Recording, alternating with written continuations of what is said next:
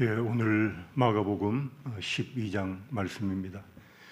우리가 음식을 먹는 방법 중에 뷔페 식당에서 음식을 먹을 때가 있죠. 뷔페 식당의 장점은 여러 가지 다양한 음식을 자기 마음껏 양껏 먹을 수 있다는 장점이 있습니다. 그러나 반대로 문제점은 뭐냐니까 잘못된 뷔페 식당을 가면 가짓수는 많은데 뭐 하나 제대로 먹을 것이 없을 수도 있다. 그게 이제 뷔페 식당의 위험이죠. 성경을 이렇게 오늘 우리 새벽 기도처럼 한 장을 다 읽고 말씀을 나누게 되면 그런 말씀을 먹는 방식을 조금 하지만 뷔페식이라고 말할 수 있겠죠. 그래서 말씀을 전하는 사람이 잘 전하지 않으면 이야기는 많이 하는데 내용은 많은데 무엇 하나 크게 은혜가 되지 않을 수도 있기 때문에 말씀을 전하는 우리 교역자들이 부담이 좀 될 수가 있습니다. 여러분께서 감안하시고 모든 교역자들의 새벽 기도의 말씀을 잘 들어주시고 잘 소화하셨으면 좋겠습니다. 오늘 말씀은 예수님께서 성전에서 가르치실 때에 하신 여러 말씀들인데 7가지의 작은 소제목으로 나누어서 중요한 것들을 말씀을 드릴 수가 있습니다. 가지수가 많으니까 빨리 정리해서 말씀을 드리겠습니다. 먼저 첫 번째, 예수님께서 대제사장들과 서기관들과 백성들의 장로들에게 포도원의 비유를 하셨죠. 어떤 사람이 자신이 가꾸고 일군 소중한 포도원을 농부들에게 세를 주고 멀리 떠났죠. 이제 1년의 농사가 끝나고 세를 받아야 할 때가 되어서 자기의 종들을 보내었지만 이 농부들이 세를 주기는커녕 종들을 때리고 혹은 죽이기도 하였습니다. 그래서 종이니까 그렇게 함부로 대접을 했지만 내 친아들이 가면 주인의 아들이니까 존중하겠지라는 마음으로 자기 아들을 보냈는데 주인의 생각과는 다르게 농부들이 반응을 했죠. 주인은 나이가 많아서 이제 곧 죽을 텐데 이 아들이 그 포도원을 상속받게 될 것인데 만약 우리가 오늘 죽인다면 아들을 상속자가 없어지게 되고 좀 시간이 흐른 후에 이 포도원은 우리들의 것이 되지 않겠느냐라고 생각해서 그 아들을, 주인의 아들을 죽였다라는 이야기입니다. 여기에서 포도원 주인은 하나님이시고 그 아들은 예수 그리스도를 의미하는 거죠. 또 찾아왔던 수많은 종들은 구약의 많은 선지자들이라고 말할 수 있겠습니다. 그리고 농부들은 이스라엘 사람들, 특히 그 중에 잘못된 종교 지도자들을 가리키는 말이죠.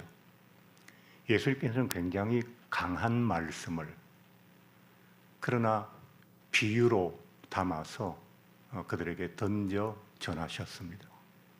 그리고 대제사장과 서기관들과 또 백성들의 장로들은 예수님의 그 말씀이 누구를 향한 것이고 어떤 의미를 담고 있는지를 잘 알고 있었습니다. 두 번째, 세금에 관한 논쟁이 나오죠. 바리새인이 예수님을 시험했죠. 바리새인은 히브리 단어로 퍼루심이라고 하는 단어에서 온 건데 우리는 다른 사람과 구별된 사람들이다라는 뜻입니다. 무슨 말이냐니까 특별히 종교 생활에 있어서 우리를 따라올 사람들이 없다.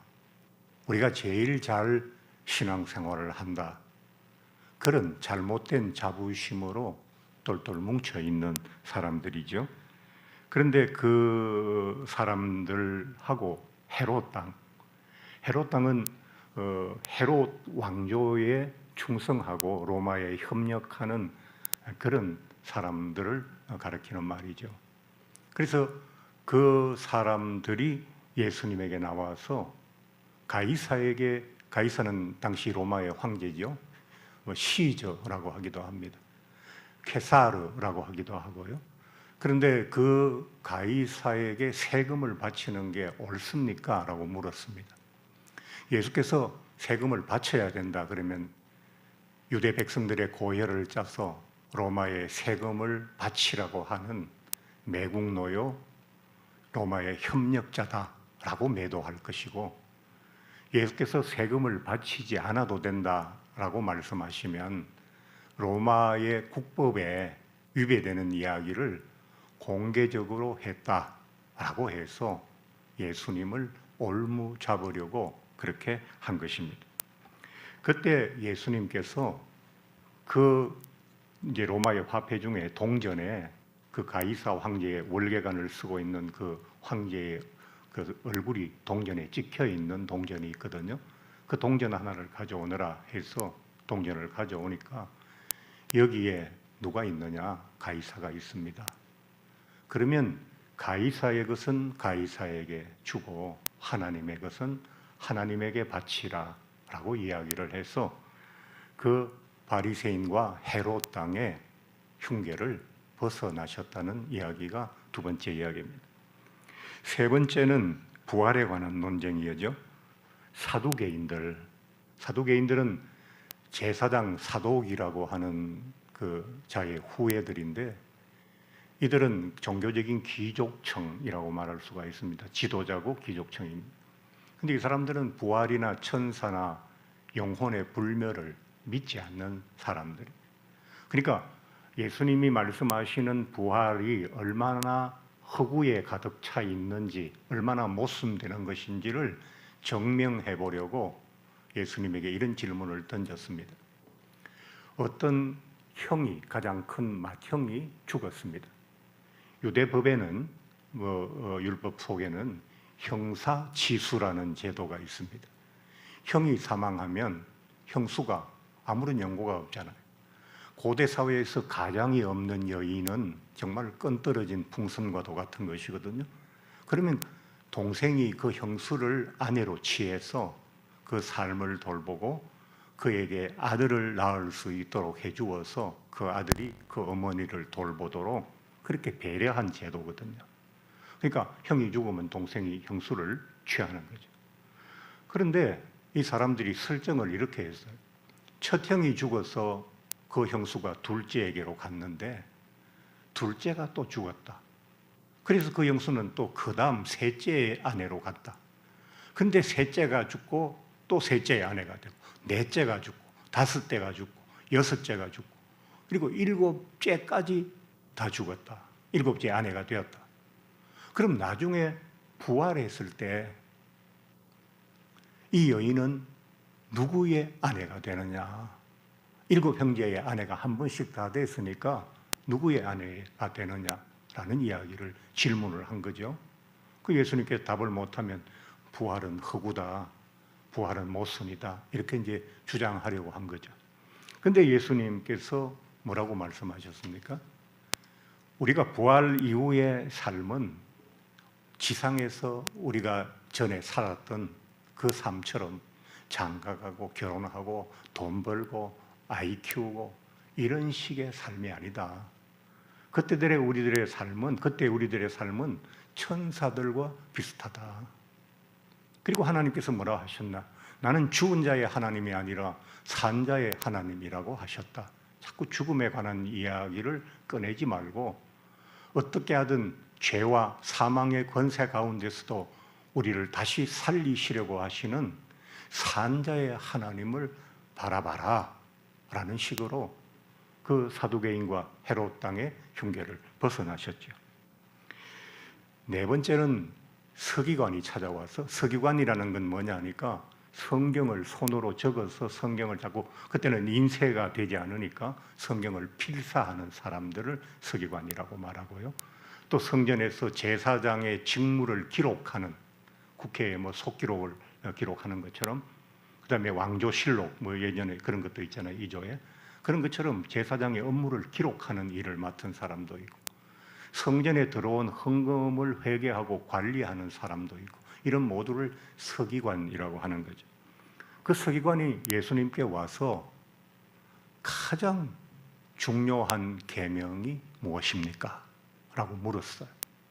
그러니까 예수님께서 성경 구절 두 가지를 인용해서 답을 하셨죠. 먼저 신명기 6장 5절 세마 이스라엘아 들어라 너희 하나님 여호와는 오직 유일하신 여호와이시니 너는 마음을 다하고 뜻을 다하고 힘을 다하여 주 너희 하나님을 사랑하라. 그게 첫째다. 두 번째는 레위기 19장 18절의 말씀을 인용하셔서 내 이웃을 사랑하기를 내 자신을 사랑함과 같이 하라. 나는 여호와이니라 라고 말씀하셨죠. 다섯 번째는 예수님을 다윗의 자손이라고 자꾸 말하니까 예수님께서 시편 110편을 인용하셔서 말씀하셨어요. 주께서라고 말하면서 거기에 이제 주가 1절에 두 번 나오는데 첫 번째 주는 하나님, 두 번째 주는 예수님이에요. 그래서 하나님께서 예수님에게 말하기를 내 원수가 네 발밑에 꿇어 앉을 때까지라는 말씀을 쓰셨거든요. 그런데 그 시편 110편은 다윗의 시편인데 구약 시대에 살던 다윗이 오실 메시아에 대해서 미리 예언을 한 거예요. 근데 그 예언에서 다윗이 예수님을 메시아를 주님이라고 얘기를 한 거예요.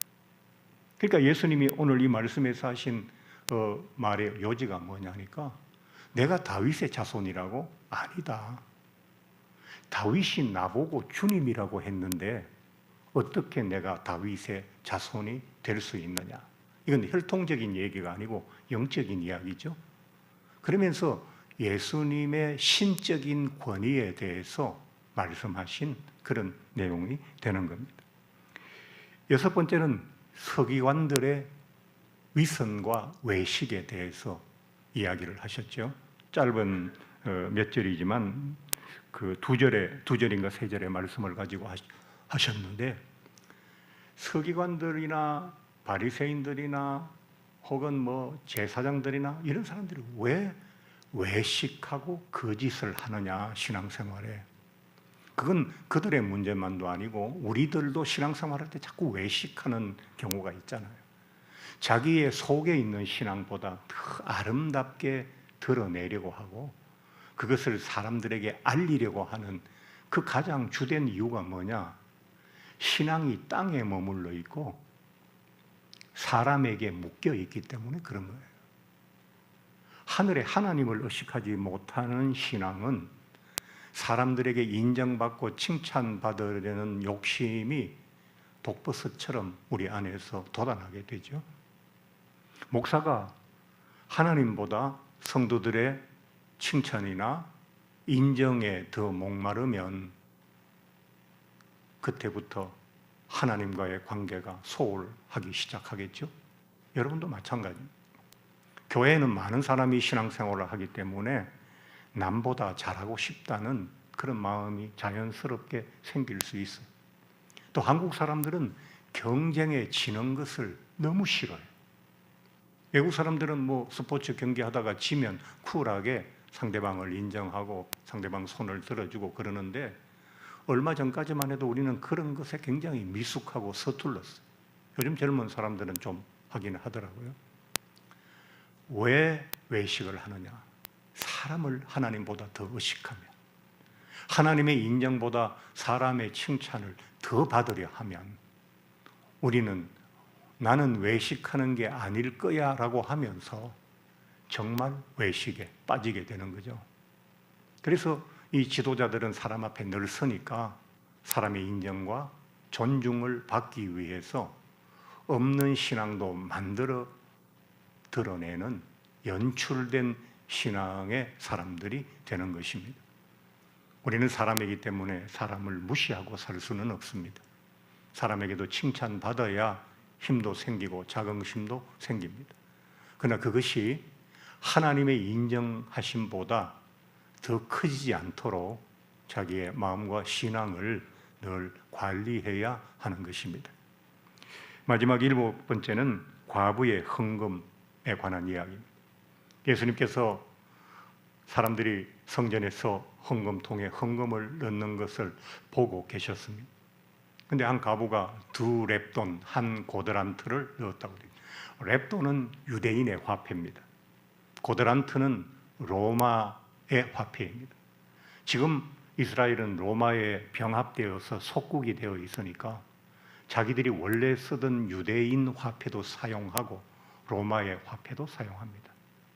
북한 사람들이 자기들의 돈을 쓰면서 중국의 위안화나 미국의 달러 화화가 그 장마당에서 같이 사용되는 것처럼 그렇게 이제 화폐들이 혼용되어서 사용되기 때문에 나온 말이죠.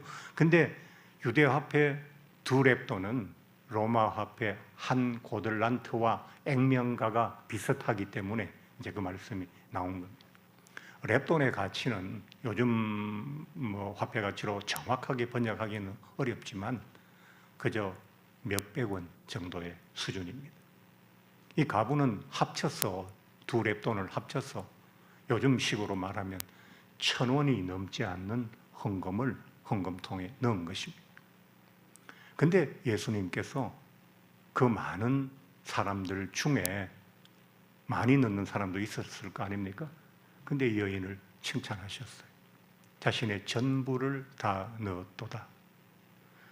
예수님은 신비로운 분이고 신적인 권위를 가지신 분이지만 예수님의 생각과 마음은 굉장히 합리적이고 상식적이에요. 예수님은 헌금의 절대 액수를 보신 것이 아니라 그 사람의 삶과 헌금액을 서로 잘 비교해서 그가 하나님께 어떤 마음으로 얼마만큼 많이 드렸냐가 아니라 어떤 수준에서 어떻게 헌금을 드렸느냐라고 하는 걸 얘기하는 거예요. 말씀하시는 거죠. 그러니까 1,000만 원이 있는 사람이 100만 원을 드리는 것은 10분의 1을 드렸지만 1,000원 있는 사람이 1,000원을 다 드리는 것은 전부를 드린 거잖아요. 그러니까 요즘 어떤 분이 너무 가난해서 헌금을 드릴 수 없어서 그저 한 달에 10,000원을 헌금했다면 그분을 주목하고 칭찬하고 할 교회 지도자들이 많이 계실까요? 그렇지는 않을 것 같아요. 저부터도 그렇게 하기가 쉽지 않으리라고 생각됩니다. 근데 예수님은 굉장히 합리적이시죠. 자기의 전부를 다 넣었다. 헌금에도 거품이 있는 것 아십니까? 저는 젊을 때 헌금 때문에 시험을 많이 당했는데 교회에서 헌금을 작정하는 건축이라든지 이런 걸 위해서 작정하게 되면 장로님들께서 이제 헌금을 쭉 작정을 하시고 교회 주보에 그 액수가 발표되거든요. 그럼 장로님들께서 그때는 저희 교회의 모교에 3분의 장로님이 계셨는데 먼저 헌금을 안 하시는 거예요. 그리고 계속 그 정보를 수집하시는 거예요. 김 장로님은 이번에 얼마 하신대? 또 궁금하면 목사님한테 혹시 김 장로님 작정하신 거 얼마인지 아세요? 그래 물어요. 그 왜 그렇게 하시나 하니까 김 장로님은 500만 원 하고 또 박 장로님은 600만 원 했으면 이 장로님은 650만 원 정도 해서 내가 제일 헌금을 많이 한 장로가 되고 싶으신 그런 마음이었어요. 제가 이제 그런 것을 알면서 젊은 시절 교회에 대해서 많이 실망하고 또 반감을 가졌던 적도 있었습니다.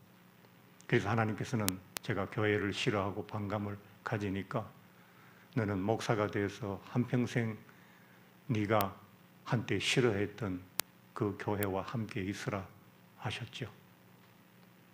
우리가 모든 신앙생활을 할 때 하나님 앞에서 하는 것 너무나도 중요합니다. 하나님만 볼 수 없지만 하나님을 중심으로 보셔야 하고, 그럴 때에 하나님과 여러분이 소통하게 되고, 그렇게 되면 삶이 아무리 요동쳐도 나는 절대 평안을 누릴 수가 있습니다. 신앙생활을 하시면서도 이 평안을 누리지 못하는 분들이 너무 많고요. 저도 젊어서는 평안하지 못했는데 나이가 들면서 그래도 조금씩 평안을 찾아가서 너무나도 감사한 하루하루를 보내고 있습니다.